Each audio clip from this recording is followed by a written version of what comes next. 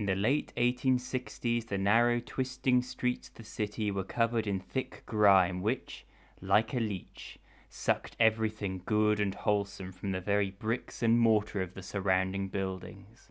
A labyrinth of decay and unwashed humanity gave the Warrens a particular stench, a cancer of filth spreading remorselessly amongst the swarming populace. Here, people shared their lives with pestilence, rats, and corruption. Having no chance for any other kind of existence, they accepted their plight without complaint, and survived. Life was cheap, as easily taken away as created, danger and death interlacing every breathing moment. That most wonderful of nature's gifts, the bringing of new life into the world, proved the most dangerous of times for both mother and infant.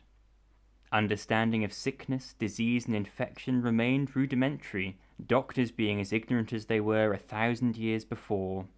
An accident could sever a limb, crush a bone, or render a worker blind, thus ending any hope of placing food on the table.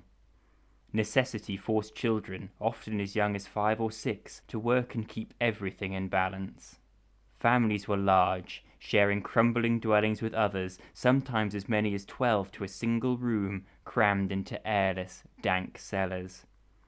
Parents hardly dared speak, lest the youngest woke and set up endless wailing as the constant pain of hunger gnawed at the lining of their shriveled bellies, sending mothers and fathers frantic with the noise.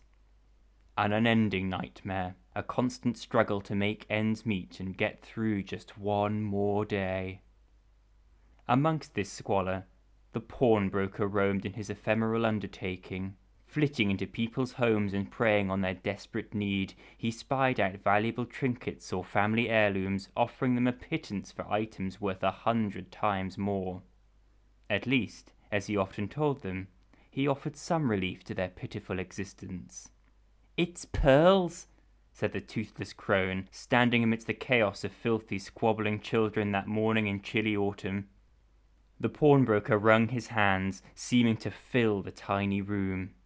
Swathed in black, shoulders hunched, patient, he waited like some great predatory bird, his offer made.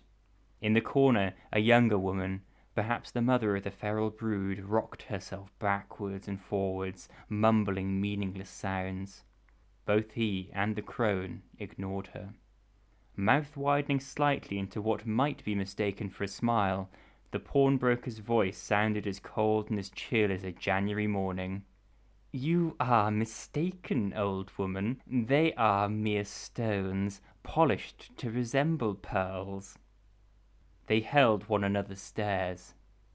From out of the gloom, a man appeared, broad across the chest, huge arms dangling like an ape's, his eyes black-rimmed, breath stinking of drink.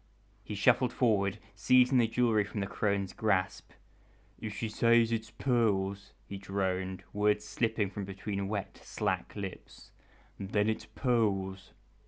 "I'll give you 2 shillings," said the pawnbroker, "and that is more than they are worth, even if they were real." Such confrontations were bread and butter to the pawnbroker, and he knew, in the end, his would be the triumph. He pulled in a long breath and dipped inside his pocket. The money jangled in his palm, and the light in the big man's eyes raged. Licking his lips, voice thick, breath coming in short pants, he said, "Make it 1/2 crown, and they're yours." A long, stretched-out moment followed, as the pawnbroker ruminated on the offer.